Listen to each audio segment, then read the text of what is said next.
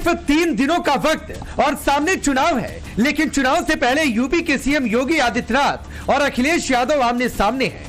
अखिलेश यादव बार बार योगी आदित्यनाथ पर personal attack कर रहे हैं। कभी मठाधीश और माफियाओं को एक तराजू में रखने वाले अखिलेश यादव की समाजवादी पार्टी ने एक बार फिर यूपी के सीएम योगी आदित्यनाथ पर हमला किया है।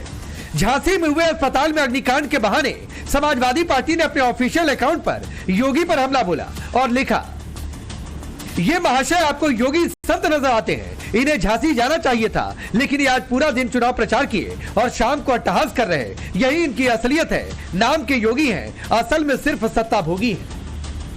योगी को सत्ता भोगी बताने वाले इस पोस्ट के बाद सवाल उठ रहे हैं, क्या अखिलेश यादव योगी आदित्यनाथ के नाम पर सनातन पर हमला बोल रहे हैं? क्या उपचुनाव से पहले सनातन और संत पर सवाल उठाकर तुष्टीकरण की सियासत हो रही? इस बीच बीजेपी ने अखिलेश यादव पर करारा पलटवार किया और कहा कि साधु संतों का अपमान देश की जनता बर्दाश्त नहीं करेगी और इसका खामियाजा अखिलेश को चुनाव में भुगतना पड़ेगा। उनको कभी अच्छे लोगों का संग नहीं मिला है। गुंडों, अपराधियों, माफियाओं, दंगाइयों के बीच में रहेंगे तो साधु संतों के बारे में उन्हें क्या बोलना है, क्या नहीं बोलना है, इस मर्यादा का उन्हें ध्यान नहीं रहता है। उत्तर प्रदेश के मुख्यमंत्री योगी आदित्यनाथ जी एक संत हैं और संत का अपमान ना तो केशव प्रसाद बर्दाश्त करेगा, ना प्रदेश की जनता बर्दाश्त करेगी, ना देश की जनता बर्दाश्त करेगी और इसका खामियाजा उन्हें चाहे उपचुनाव हो चाहे चुनाव हो उसमें उसे भुगतना पड़ेगा। तो केशव प्रसाद मौर्य जी के पास मुद्दे नहीं, भाजपा के पास मुद्दे नहीं है। जनता का ध्यान कैसे हटे कि जिन मुद्दों पे आप सत्ता में आए थे उन मुद्दों पे सवाल न पूछा जाए, इसलिए इधर उधर की बात कर रहे हैं। समाजवादी पार्टी बाई इलेक्शन में और 2027 में भारतीय जनता पार्टी को हराएगी पूरी तरह से। भारतीय जनता पार्टी का सूपड़ा बाई इलेक्शन में साफ होने जा रहा है, इसलिए ये छटपटाहट है, हबड़ाहट है। हालांकि ये कोई पहला मौका नहीं है जब योगी आदित्यनाथ के नाम पर सनातन का अपमान किया गया हो। चंद दिन पहले कांग्रेस अध्यक्ष मल्लिकार्जुन खड़गे ने पहले योगी के वेशभूषा पर सवाल उठाए और फिर उनकी तुलना आतंकी से कर दी थी। कौन एक साधु के वेश में रहते हैं, लेकिन अच्छे पॉलिटिशियंस बन गए हैं, चीफ मिनिस्टर भी बने हैं और उनका गेरुआ कपड़े पहनते हैं और सर पे बाल भी नहीं रखते। तो मैं ये कह रहा हूं उनको, बीजेपी को, या तो सफेद कपड़े डालो या तो सन्यासी कपड़े डालते हो, गेरुआ डालते हो और क्या नाम उनका,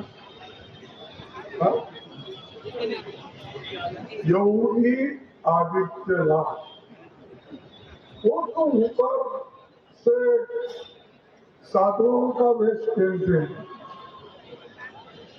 अबे मुख में राम और बगल में छुरी कितने दिन चलाएंगे? क्योंकि जो साधु संत होता है वो सबके लिए होता है।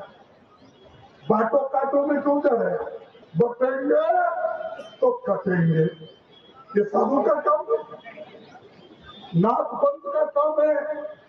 अरे ये काम कोई टेररिस्ट बोल सकता है, आप नहीं बोल सकते। अरे ये काम कोई टेररिस्ट बोल सकता है, आप नहीं बोल सकते। एक तरफ सनातन पर वार किया जा रहा तो दूसरी तरफ मोदी योगी को हराने के लिए तुष्टीकरण को हथियार बनाया जा रहा। महाराष्ट्र चुनाव में मुसलमानों को 10% आरक्षण देने की बात कही जा रही, तो वहीं तमाम मौलाना बीजेपी के विरोध में खुलकर चुनावी मैदान में। मौलाना सज्जाद नोमानी तो सीधे धमकी दे रहे कि अगर बीजेपी का साथ दिया तो हुक्का पानी बंद कर देना चाहिए। अगर आपके इलाके में कोई जालिम का साथ दे तो उसका बाइकआउट की। मुझे मालूम है लोकसभा के इलेक्शन में आपके कुछ लोगों ने बीजेपी का साथ दिया था। ऐसे लोगों का हुक्का पानी बंद होना चाहिए, ऐसे लोगों का सोशल बाइकआउट होना चाहिए, ऐसे लोगों से सलाम दुआ बंद होनी चाहिए।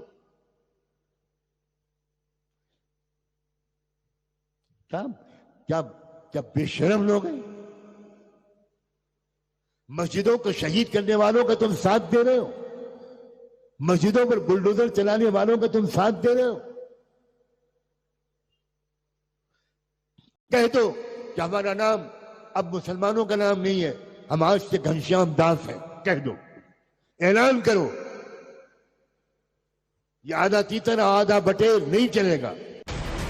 इस बीच योगी आदित्यनाथ ने अलीगढ़ की रैली में समाजवादी पार्टी पर करारा हमला बोलते हुए समाजवादी पार्टी की तुलना मुस्लिम लीग से कर दी।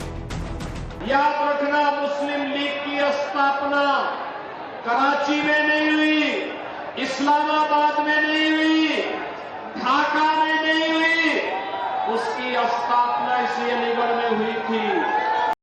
वे खतरनाक मंसूबे अभी भी समाप्त नहीं हुए और इसीलिए मैं आया हूं। उस समय जो काम समाज को बांटने का, उस समय जो विभाजन की खाई समाज को बांटने का मुस्लिम लीग कर रही थी, वही कार्य तो आज समाजवादी पार्टी आपके बीच में कर रही है, वही काम कर रही है। योगी आदित्यनाथ के बयान पर समाजवादी पार्टी ने पलटवार किया। इतिहास की बात होगी तो इतिहास में ये भी बात होगी कि जनसंघ ने मिलके मुस्लिम लीग के साथ कई राज्यों में सरकार चलाई, सरकार बनाई। तो आज वो लोग समाजवादी पार्टी पर सवाल उठा रहे हैं जिन लोगों का इतिहास रहा है मुस्लिम लीग के साथ सरकार चलाने का, सरकार बनाने का। समाजवादी पार्टी समझती कि इतिहास के पन्ने पलटने से अच्छा है कि वर्तमान देखा जाए और वर्तमान में जो समस्याएं हैं उन पे बात की जाए। मुख्यमंत्री जी से हम सवाल पूछते, समाजवादी पार्टी पूछना चाहती है कि उत्तर प्रदेश के बेरोजगारों का क्या होगा, किसानों का क्या होगा, मजदूरों का क्या होगा, जो वादे हुए उन वादों का क्या होगा। अब सवाल है, क्या योगी आदित्यनाथ के बहाने विपक्ष के निशाने पर सनातन है? क्या सनातन को बुरा भला इसलिए कहा जा रहा कि खास समुदाय का वोट हासिल हो? क्या तुष्टीकरण की राजनीति के लिए बार बार टारगेट पर साधु संत और सनातन है? सबसे बड़ा सवाल कि क्या सनातन परिवार का मोदी योगी से जीत पाएगा विपक्ष? Bureau report, times now Bharat.